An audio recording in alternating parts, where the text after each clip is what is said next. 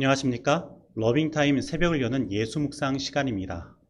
오늘의 예수묵상 범위는 에스겔 43장 13절로 27절 말씀입니다. 먼저 본문 말씀을 읽도록 하겠습니다. 제단의 크기는 이러하니라.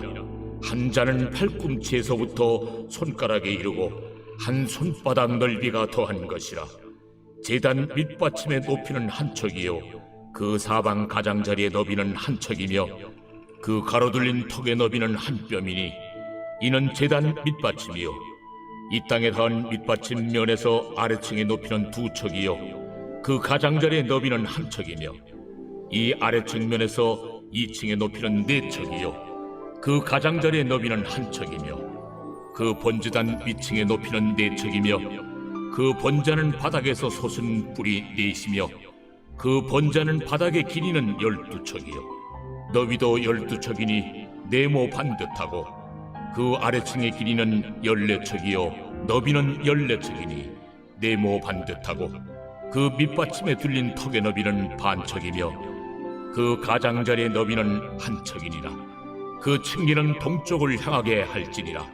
인자야, 이 제단을 만드는 날에 그 위에 번제를 드리며 피를 뿌리는 규례는 이러하니라. 나를 가까이하여 내게 수종드는 사독의 자손 레위 사람 제사장에게 너는 어린 수송아지 한 마리를 주어 속죄 제물을 삼되 네가 그 피를 가져다가 제단의 네 뿔과 아래층 네 모퉁이와 사방 가장자리에 발라 속죄하여 제단을 정결하게 하고 그 속죄 제물의 수송아지를 가져다가 성전에 정한 처소 곧 성소 밖에서 불사를 찌며 다음 날에는 흠없는 순염소 한 마리를 속죄 제물로 삼아들여서 그 제단을 정결하게 하기를 수송아지로 정결하게 함과 같이 하고 정결하게 하기를 마친 후에는 흠없는 수송아지 한 마리와 때 가운데에서 흠없는 순양 한 마리를 드리되 나 여호와 앞에 받들어다가 제사장은 그 위에 소금을 쳐서 나 여호와께 번제로 드릴 것이며 7일 동안은 매일 염소 한 마리를 갖추어 속죄 제물을 삼고 또 어린 수송아지 한 마리와 때 가운데서 순양 한 마리를 흠없는 것으로 갖출 것이며 이같이 7일 동안 제단을 위하여 속죄제를 드려 정결하게 하며 드릴 것이요 이 모든 날이 찬 후 제8일과 그 다음에는 제사장이 제단 위에서 너희 번제와 감사제를 드릴 것이라. 그리하면 내가 너희를 즐겁게 받으리라. 주 여호와의 말씀입니다. 말씀 줄거리입니다. 하나님이 에스겔에게 새 성전에 있는 번제단의 크기를 알려주십니다. 이어서 안내자가 에스겔에게 번제단 봉헌 예식에 관한 여호와의 말씀을 전합니다. 하나님은 사독계열의 제사장이 어린 수송아지와 수점소, 숫양 등을 제물로 드려 번제단을 정결하게 한 후 제단 위에 번제와 감사제를 드려야 한다고 말씀하십니다. 에스겔 43장을 시작하면서 성전 동문으로 떠나가셨던 하나님의 영광이 이제 동문으로 돌아왔습니다. 그리고 하나님께서는 이 성전이 이 세상을 다스리는 발이 있는 곳이라고 말씀하시고 이 성전에 영원히 계실 것이라고 말씀하셨습니다. 그런데 이렇게 하나님께서 이 성전에 영원히 계시기 위해서는 조건이 있었는데 그것은 먼저 그들의 과거의 죄를 버리는 것이었습니다. 그리고 현재의 죄를 측량하여 회개하여야만 한 것입니다. 그래서 오늘 우리 교회가 하나님께서 거하시고 다스리시는 교회가 되기 위해서 우리가 가장 먼저 할 일은 우리들의 죄를 내어버리는 것입니다.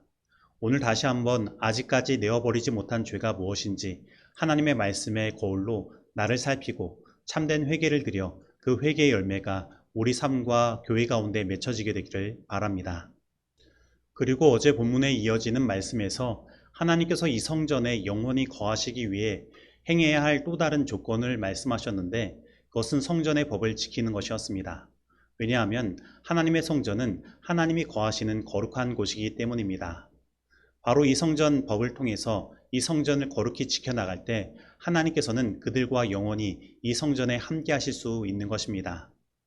그리고 오늘 본문 말씀은 하나님께서 이 성전의 법이 이러하니라 라고 말씀하신 뒤 가장 먼저 번제단에 대하여 말씀하시는 장면으로 시작됩니다. 그런데 오늘 우리들이 생각해야 할 것이 있습니다. 우리가 지금까지 하나님께서 회복하실 새 성전에 대한 말씀을 보았는데 이 성전의 가장 중심에 무엇이 있느냐는 것입니다. 우리가 생각할 때에 이 성전의 환상 가운데 가장 중앙에 있는 것이 하나님께서 거하시는 지성소라고 생각할 수 있습니다. 그런데 놀랍게도 에스겔이 본 이 성전의 환상 가운데 제일 중앙에 위치한 것은 바로 번제단인 것입니다. 이 번제단은 성전의 바깥들에서 안뜰로 올라와서 성소와 지성소로 들어가기 전 안뜰의 중앙에 있습니다.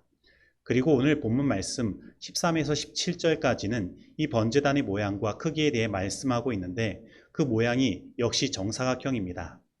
그러면 하나님께서 회복하실 새 성전의 가장 중심에 무엇이 놓이게 될까요? 그것은 바로 예수 그리스도의 희생을 상징하는 어린 양과 같은 제물이 놓이게 되는 것입니다. 즉, 이 새 성전의 중심에 예수 그리스도의 십자가가 놓이게 된다는 것입니다. 다시 말하면 이 새 성전의 가장 큰 목적은 그 백성의 죄를 속죄하는 일에 있으며 그 일을 통해 영원히 하나님께서 그 백성들과 함께 하시기 원하신다는 것입니다. 이것은 예수님께서 이 땅에 오셨을 때에도 그대로 성취되었습니다. 예수님은 그 삶의 목적을 십자가에 두시고 살아가셨으며 우리의 죄를 속하시기 위해 그 일을 이루신 것입니다. 그리고 예수님은 마태복음 28장 20절 하단에서 이렇게 말씀하셨습니다. 볼지어다 내가 세상 끝날까지 너희와 항상 함께 있으리라. 여러분, 이 모습 속에서 우리와 함께 하시고 싶으신 하나님의 그 열정의 마음이 느껴지십니까? 죄는 하나님과 함께 거할 수 없습니다. 하나님은 죄를 증오하시고 미워하십니다. 그래서 하나님의 영광은 그 죄를 소멸하는 불로 나타나는 것입니다. 그런데 하나님은 우리 죄인을 사랑하십니다. 그리고 우리와 영원히 함께 있기를 원하시는 것입니다. 그래서 아들 하나님은 우리의 죄를 해결하시고자 이 땅에 친히 오셔서 십자가에 달리신 것입니다. 그리고 우리를 사랑하시는 그 아버지 하나님의 열정이 그 하나밖에 없는 아들이신 예수 그리스도를 십자가에 내어주셨습니다. 그리고 성령 하나님께서는 예수님께서 그 일을 이루시는데 조력하신 것입니다. 그러므로 오늘 우리가 하나님께 용서받지 못할 죄는 없으며 예수 그리스도 안에서 죄에서 승리하지 못할 이유가 전혀 없는 것입니다. 오늘 혹 나의 죄가 중하여 용서받지 못할 것이라고 생각이 들거나 나를 사로잡아 오는 죄의 올무에서 벗어나지 못해 같은 죄를 반복해서 짓고 넘어진 자리에서 또 넘어지는 일들을 경험하고 있다면 오늘 우리들을 너무나 사랑하시는 이 하나님의 열정을 바라보게 되기를 바랍니다. 그런데 오늘 본문에 나오는 번제의 제사는 속죄의 번제입니다. 즉 번제의 제사를 드리는 번제단을 위한 속죄의 제사를 드리는 것입니다. 그러면 왜 이 번제의 제사를 드리기 전에 번제단을 정결케 하는 법을 말씀하실까요? 그 이유는 이 세상에 아무리 정결한 번제단이 있다고 하더라도 이 번제단은 오염될 수밖에 없기 때문입니다. 그래서 매일 그 번제단에 속죄 제물의 피를 뿌림으로 정결하게 하라고 말씀하시는 것입니다.